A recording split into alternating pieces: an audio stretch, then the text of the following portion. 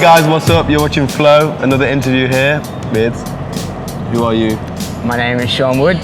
Shaun Wood from Sydney, Australia. Yeah. Yeah, out here in Bangkok right now where you currently reside, is that correct? That's correct. Yeah. Why are you in Bangkok? Why aren't I in Bangkok, man? Oh, I know that. Why are you not in Bangkok? I'm here right now, man.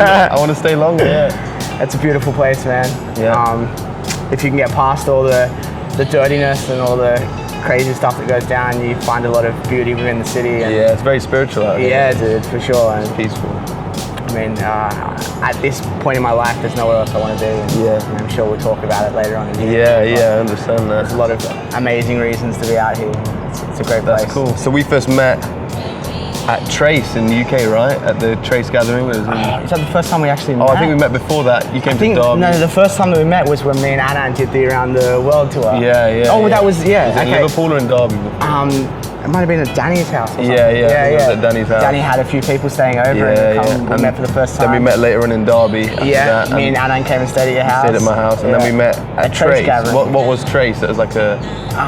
Trace was run by Jason Matten. Yeah. It was a huge gathering. A parkour gathering out in the countryside, in the Peak District. And there was like, what, 200 people there? Yeah, we're camping and training on the rocks every day. It was, that was part of our Around the World tour and stuff. Like we stopped there and it was just such an amazing experience. And I mean, this is when the community was like small enough that you knew the names of every everyone. person, you know? Yeah, it was a good 4 years ago now. Yeah, and we were out there and just like, I'm from Australia, Anand's from Thailand, and we're meeting all these people that we just used to see online. And it was we used to speak on MSN, didn't we? Yeah, like, back in the day, dude. I was like 15. Yeah. But I had this story that I tell everybody, man. I don't even know if you remember this, but I remember this one time that we were talking. And like, I think it was when you were having your knee problems. And you'd just come out of surgery or something like that.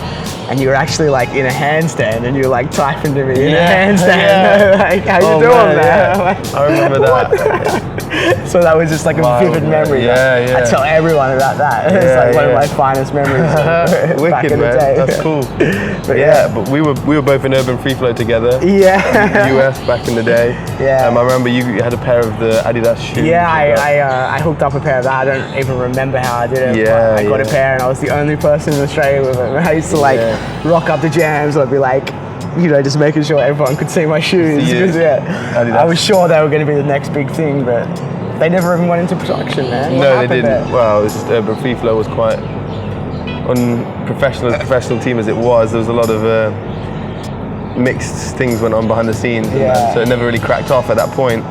But how long ago did you actually start free running? Well, I started.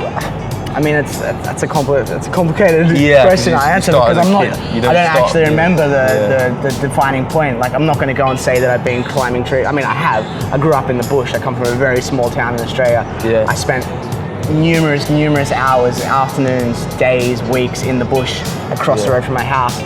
I had to stop going in there though at a point where me and my mate were practicing going camping, and we ended up burning down half the neighborhood.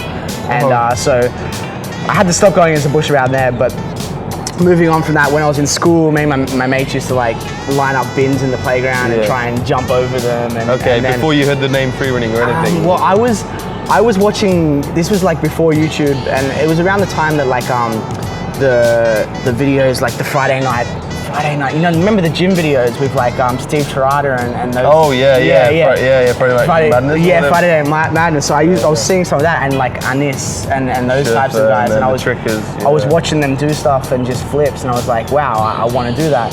And I live very close to the beach in Australia, you know, so we have these huge sand dunes, kind of like you see in some Russian videos. I have that stuff near my house, and so I used to go down there and just like try, and I learned how to backflip.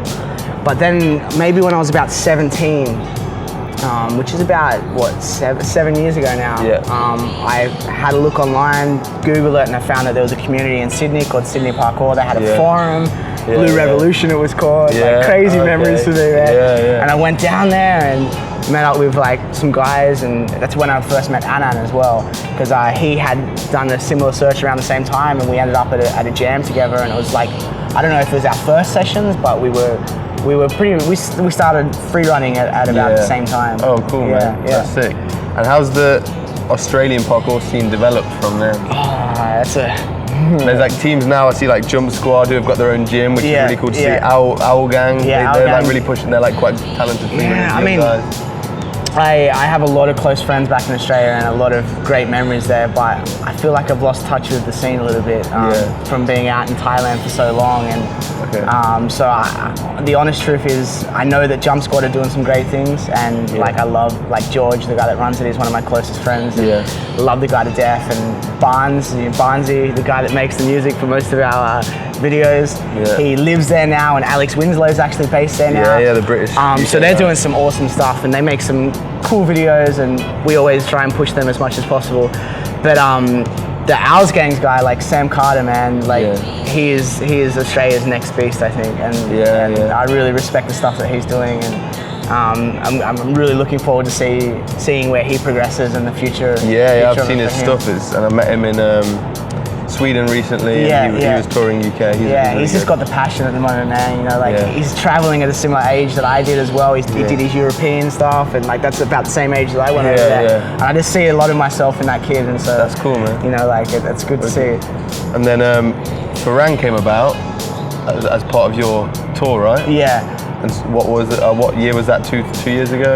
2010 was the first time that the whole Farang idea sort of come about, and that was sort of like we were making regular trips to Thailand. You know, like especially me. I was on like my 8th trip in 2 years or something. Like I was going home, working, earning money, and then coming straight back. You know? I remember you telling me. Yeah, and I just fell in love with this place, man, and I was just coming.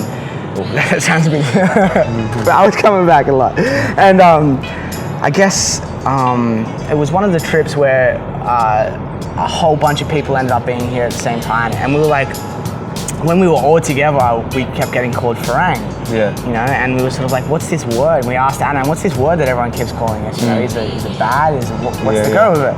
And he was like, oh, it just means foreigner. You know, it's like it's just a word that the Thai people use to describe white people in Thailand. And they're like, that's kind of cool. And then the whole idea came about where like it was actually Alex Winslow's idea, and he was like, let's make it. It was my idea. I was like, let's recreate the Entourage intro, because you know Anand's a pop star out here. We're kind of like his entourage. You know, and we're like playing around. We're like, oh, we were watching the intro, and we're like, how can we copy it? And then Alex Winslow's like, oh, let's call ourselves Farangtourage.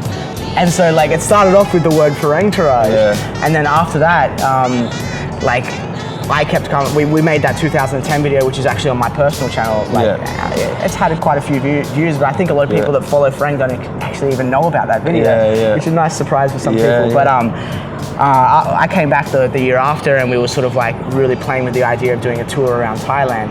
And the 4 main people that were involved with that, like heavily, were me, Jason, Anan, and my friend Reese from Australia. So that sort of started becoming the people that were coming back more and more often. Sort of became Farang as the group, and then in the end, it really just started being me, Anan, and Jason that later became Team Farang. That's cool, man. And then now, since you've added Pasha. Well, we got the recent addition of Pasha, which is like incredible talent. Oh, dude, like I spent a lot of time with that guy, and he just inspires me. From the second that guy wakes up in the morning to the second he goes to bed in the night, he's just full of energy. I don't know where he pulls it from, man, but amazing. But just being around him just gives you that vibe, you know what I mean? And then even the boss video, which is a really cool video. We talked to Jason about that as well. Like everyone's got such a different personality in that video. It's good to see everyone bring something to Farang's table. We've been playing around with the idea of Pasha becoming Farang for a while, and like people, because of some of the Frankfurt video and videos like that, people thought that he already was, and we were like, I wasn't sure. We'll play around with this, and we'll see how it goes. And so what we actually did is we like created this situation. We're like, all right, we're gonna bring Pasha out, and we'll bring him out for a month, and we'll see how it goes. And like from the second he got here, it was just like evident that he was meant to be part of this. And there was no doubt. And then we were actually planning on recreating sort of like a Tony Jaa type on back chase scene. And that was the original idea where Boss Mode come about. And then we were just chilling in the condo one day, and Jason put some ASAP Rocky on, and we heard that track, Palace, and I was like, dude, we have to use this. And he was like, yeah, we have to use this. And then Jason had already been going out for a couple of days filming just some stock type footage with Pasha, and he laid it on the timeline, and there was some really cool stuff with like the fish, and he added some like sound foley in the background and that, and we're like, let's do a video just about this, you know, like why don't we just do a movement video for once, you know, we make a lot of these conceptual videos and stuff like that, and more, but why don't we just make a beastly video? We haven't done it in a while, you know, and so we went out every day, and we were out from like early morning to night, and we just like, we were going to places that we've never filmed before. You know, we found that warehouse, the office building that we kind of broke into. With the elevator? Yeah. And Boss Mode just ended up coming from that. That was one of my favourite videos of recent time. Apparently you were in Home and Away as a kid. How old are you? Whoa. I don't even, I started that when I was like 4 years old, I think. How long were you in that for? 6 years. You were in Home and Away 5.5 years or something. I finished. What was your character in that? Christopher, his name was. Wow. For anyone that watched the show back in the day, might bring back some memories. I was Pippa's real son, so there's like a little bit of trivia there. Yeah, you know? I think that's a really cool fact. That's random. Competitions. You've been in a few. You've competed. What are your views on competition? I've fallen off a couple of stages. We'll go to that first. You've had a few bails, right? You and the nickname Shaun. Shaun. I saw the front flip bail that over got quite popular. In the Barclay card, I think it was 2000. Which year did you win? 2008? 9 I won. 8 was the first year. Okay, I didn't participate in 2008 because of some like moral reasons. I wasn't sure if competition was the right thing and if I was really supporting it or not. By 2009, I had realised that I was a supporter of competition, so I was happy to go to London and compete, where I continued to like get towards the end of my run and then just fall straight off the end of the stage, which was quite funny. I had a big smile on my face at the end, so I was happy, you know. And then we went to Sweden like a couple days later, and I did this with the Red Bull. I did this big precision, and then I fell off the stage again. I remember that. But I've competed in quite a few since then. Sweden again, and then Japan, and then in Q8. Which was the video competition, which was definitely like the best my favourite competition that we've had so far, man.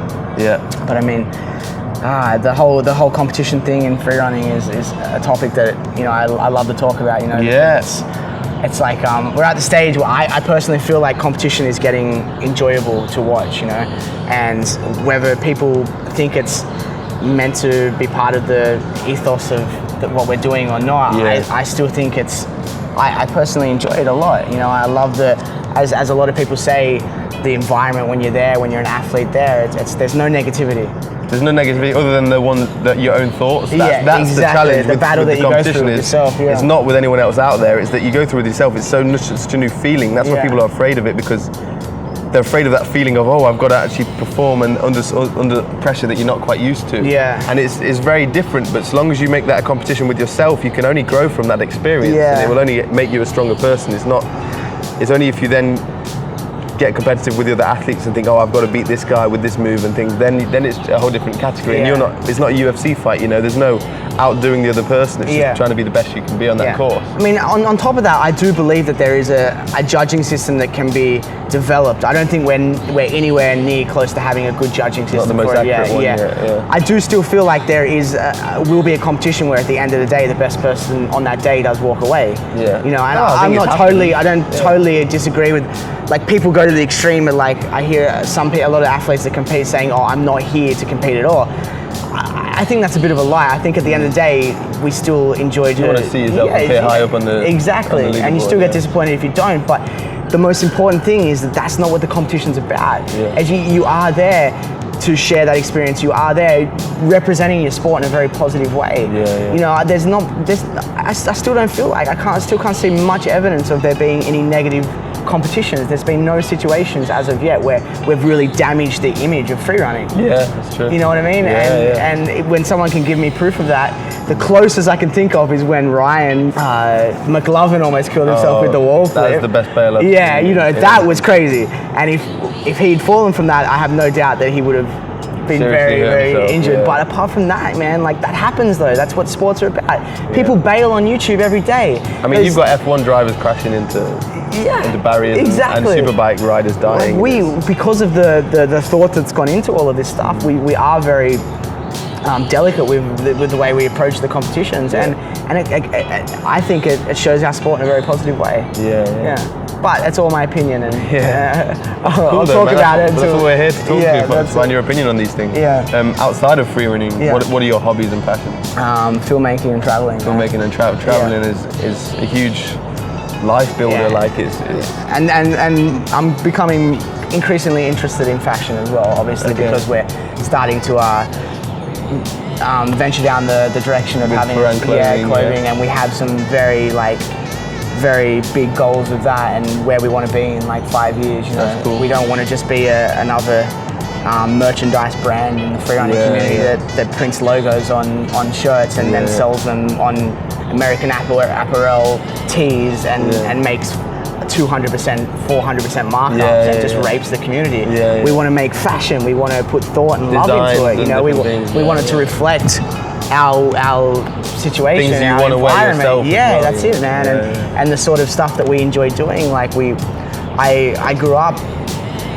Like my brothers are all skateboarders, scooters. I think some people have seen some videos on my personal YouTube channel of my little brother on his scooter and my brother skating. You know, these are all influences on my life, and I love the way that skate culture developed. I don't agree with everything that they stand for, but I love the way that they have become what they have today. I love the Bones Brigade and the story behind all of that, and the Lords, the Dogtown and all that. You know, great story. That's history. You know, and that's you can watch documentaries about that, and that's interesting stuff. And that's where we're at now with freerunning. We're at the stage of that. We took it back, you know. We had UF, we had all these, you know, like big companies trying to come along and say, we're going to make lots of money out of freerunning. You know what? At the end of the day, K-Swiss made nothing out of their shoes. You know, and we took it back, man. We're at the stage. We're at the Bone Brigade stage where we're doing our own. We're the athletes, man. That's true. And you can tell because even companies like Take Flight, man, like. What's the love behind it? Okay, they've got David Bell on board now, but for money though. You know, like it doesn't show. There's no love to the brand. There's even the people involved with it. You don't feel like they love the brand. No, you know they don't care about the sport. They're trying to maximize profits. Exactly. They're not involved, and that's why we're here with you, because I feel I represent the community, and I know who's involved with the community, and that's why I come and talk to you. And I feel like these people, your EZs and your Mark Turoks, they're not in touch with the community, man. No, they're not. You know, they don't go out and they don't train every day. You know, they don't wake up and want to be out moving. You know, I'm wanting to create a fashion line because it's a result of the love for my sport. And there's no problem in making money on the side to keep you going and keep people. Exactly, dude. I've done this for 7 years, man, with nothing. You know what I mean? I did this since I was 15 years old, with nothing. And there are businessmen trying to step in and make money from it. Oh, dude, we got raped, dude. I was over free flow. I was Take Flight. You know, I've done my rounds. I know what I'm talking about. You know what I mean? I know what it means to get paid nothing.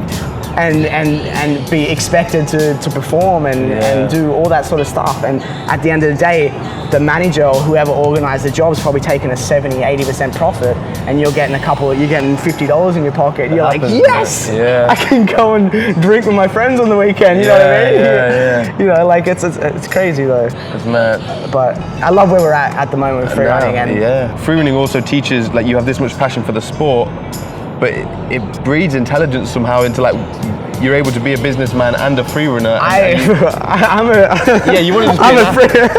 a free runner, a video editor, starting a clothing line. We're doing like Adam's girlfriend's doing our accounting. Like I've met like people who we do it all ourselves, man. And it has to come from the mentality. And every human's got that capability to be everything, like an well-rounded human being, and free running has taught us to do that. That's the great thing, is as much as we are athletes, we try to develop everything, or our other skills as well. All right, Shaun, thanks for answering all the questions that I have myself. Now we're going to go to the Facebooks and the Twitters and find out what the community's got to ask. Awesome. All right. Follow me on Instagram. What is Shaun Wood. At Shaun Wood. Kevin Cheng, why haven't you come back to Singapore? You want to go to Singapore? Yeah, Singapore is my favorite place in the world. Like, I have two favorite training locations in the world. Okay. That was Kuwait on Falaka Island and Singapore. And I tell you, man, Singapore is just as good as Falaka. Is it? Yeah, man. Okay. Kevin, I've seen the videos of Singapore. It looks amazing. Kevin, I will be back. Okay. And it is way up there on the priority list. Okay. Yeah. This is from Kyle Reynolds on Facebook. What's been your favorite event you've all been to? Yeah, I said Falaka earlier, but honestly, like in terms of location and awesome event, definitely Red Bull in Japan. Red Bull Japan? Yeah. Cool, man. And I met a really nice girl, so. When are they going to make the beach vid? This is from Burak Tosun. The beach? The beach. What is this beach that everyone keeps talking about? I don't know. It's like, chasing the same thing. I just don't know what you're talking about, buddy. Yeah. So from Ian William. At the Pro Takeover, was there any particular person / move that stood out to you and blew your mind? Pasha was doing some crazy stuff that I'm not going to say what it is because I think he wants to put it in the video. Okay. But that's exciting, though. Yeah, like he's doubling up stuff that most people can't even do single, and it's just stupid. So definitely just Pasha. Sam Kopak, would you ever want to expand the Farang team / make a Farang Academy or parkour park? Farang Academy, yes. We've got some very good ideas for that and some awesome collaboration ideas. Once again, don't really want to say much. So we definitely want to do an academy eventually. Expanding the team, no. We're pretty much where we want to be right now. Unless we would love to sponsor people eventually. You know, long way down the track. But at this moment, the team is going to stay as it is. That's cool. Yeah. Jonas Moss, what shampoo do you use? Pantene Pro Plus. Good For life, buddy. Callum Powell. When did you get sponsored by Fast Break and how did that come about? Fast Break is, we've been on contract with Fast Break for about 5 months now, I think. We got contacted about that. Fast Break actually, a lot of people don't know this, but they actually gave us a little bit of money for the Farang tour. It wasn't a lot of money, it wasn't to pay us for it, it just literally assisted getting some people who were here over there and putting a little bit of money back in our pockets, because I mean everything we do up until this date is like out of our own pockets, you know. So they gave us a little bit of money and we gave them a video that they loved. So they started bouncing around ideas to sort of create a team, and we just got contacted about a team, asked if we were interested. I know you got contacted around the same time, and yeah, it's been great ever since. They give us a lot of great support. I fully respect what they're doing with making this a professional sport basically, and giving us the opportunity to get paid on a monthly basis to do what we love, and that's an opportunity that not many people have, and I appreciate it every day. Cool. Alexander N. Blakely, what are your favorite books? I'm reading a Malcolm Gladwell book at the moment called Tipping Point, and that's definitely like one of the most amazing things I've read. Tim Ferriss, who actually posted the takeover video on his blog, which we were so stoked about. Anything from Tim Ferriss. If you like reading blogs, then you should probably follow his blog. I think it's timferriss.com or 4hourworkweek.com or something like that. So just Google Tim Ferriss, and he is my favorite author. Okay, this is a good question from Daniel Afau, I'm not sure how you say it. Tips for getting more involved with the parkour community? Good question. Putting out regular content, building. I mean, depending what your priorities are, I guess. Like for us, like we are, as I said, we are passionate filmmakers. For us, we can connect with people through our videos. If organizing events is your thing, then organize some sick events. If teaching is your thing, then teach. You know, there's many ways to interact with the community and help build this positive vibe that we have in freerunning. You know, so just do what you're good at, and too many people do it for a little while and then just walk away. How many people have you met over the years that just don't stick around? But that's because they're doing it for the credit. People do this sport because they want to be known within the sport. They want to be famous, want people to know their name all around the world within the freerunning community, and that was never the reason to do it, and that won't get you any real recognition, because it's obvious, it stands out when people are like that, so just don't be like that. Do it because you love the sport and you want to see the sport flourish. You know? Serge Martineau, how did it feel to be so popular at the Pro Takeover, all the kids including me asking for photos and autographs?